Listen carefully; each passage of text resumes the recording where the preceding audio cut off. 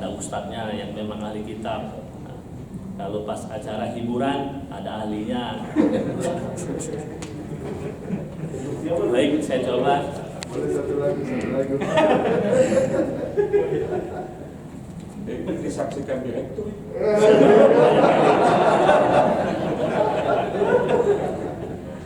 Baik, saya coba ya. Yang saya hormati teman-teman sekalian jamaah sholat zuhur yang dimuliakan Allah.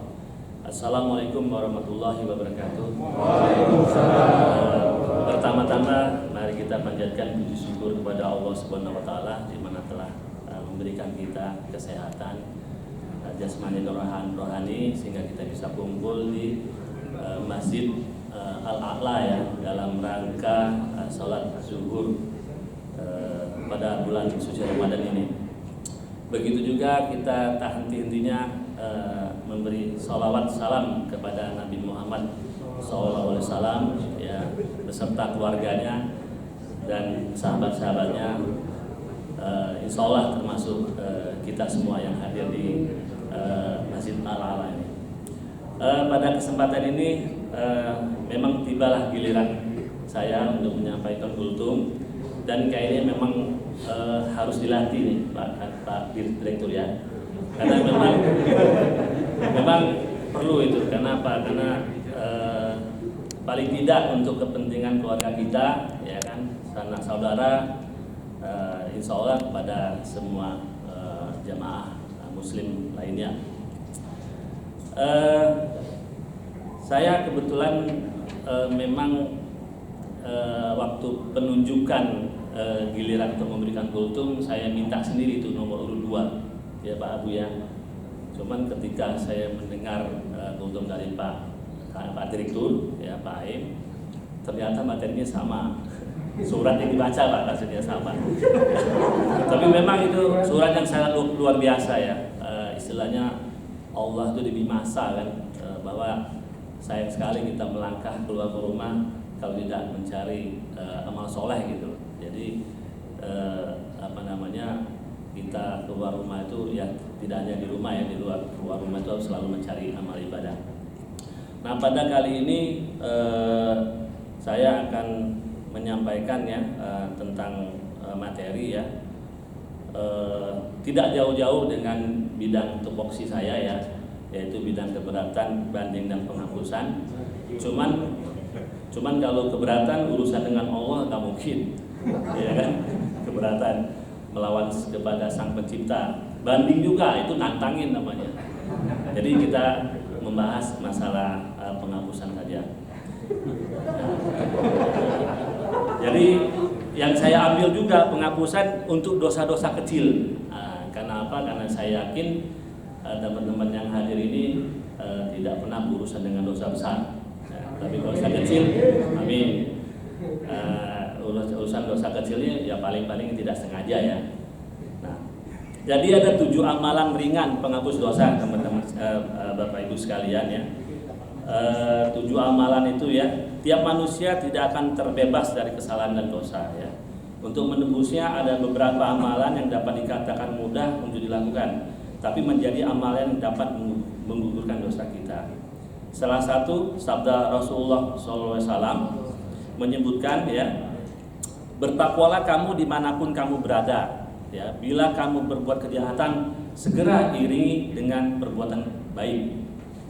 Jadi sehingga dosamu terhapus, lalu pergaulilah manusia yang dengan akhlak yang baik. Artinya dari sini sudah disampaikan oleh Rasulullah SAW bahwa kita itu tidak terlepas dari kesalahan ya, kekilapan, tapi selalu kita harus segera melakukan amalan-amalan supaya dosa itu menjadi terhapus. Berikut amalan yang untuk penghapus dosa tadi adalah yang telah dirangkum dari berbagai sumber ya.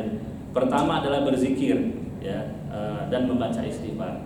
Jelas ya, ini mengingatkan kita kepada Allah dan mengingatkan kita kepada Rasulullah, mengingatkan kita kepada kehidupan Rasulullah, perilaku akhlak beliau, sehingga kita terbebas dari perbuatan yang tercela dan kita beramal untuk menggugurkan dosa-dosa tadi.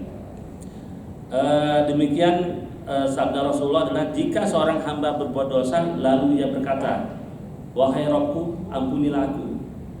Kemudian Robnya menjawab, hambaku telah mengetahui bahwa ia memiliki Rob, Tuhan ya, yang maha pengampun dosa dan menghukumi setiap dosa. Aku telah mengampuni hambaku. Nah demikian ya yang disampaikan oleh Nabi Muhammad SAW ya.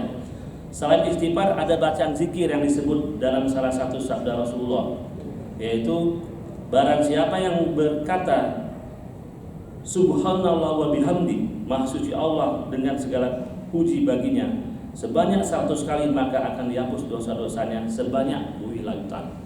Nah, ini sangat luar biasa sekali ya. Singkat ucapannya 100 kali itu bisa menggugurkan dosa-dosa kita yang kita lakukan tidak sengaja tadi.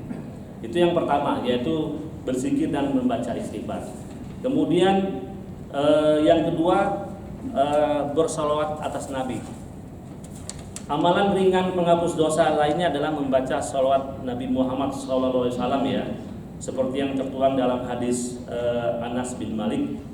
Rasulullah bersabda, barang siapa bersalawat atasku 1 salawat maka niscaya Allah bersalawat atasnya 10 salawat, dihapuskannya darinya 10 dosa dan diangkatkan untuknya menjadi 10 tingkatan. Ini sangat luar biasa sekali ya, kompensasi terkait dengan amalan-amalan yang kita lakukan. Nah itu yang kedua. Kemudian yang ketiga adalah mengucapkan amin saat sholat.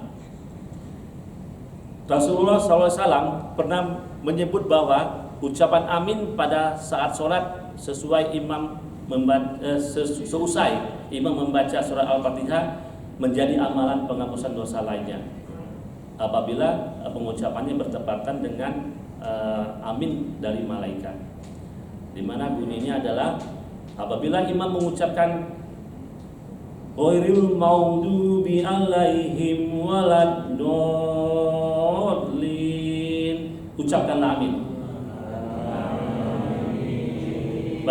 Karena barang siapa yang aminnya bertepatan dengan aminnya malaikat, maka akan diampuni dosanya yang telah lalu. Nah, jadi teman-teman jemaah sholat zuhur yang dimuliakan oleh Allah, banyak sekali amalan-amalan yang singkat yang bisa kita lakukan.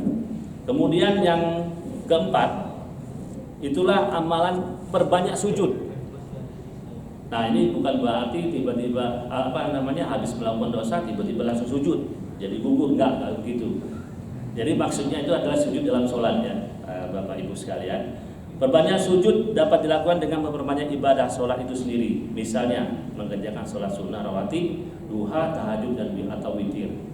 Di mana sabda Rasulullah adalah hendaklah engkau memperbanyak sujud ya, memperbanyak sholat kepada Allah.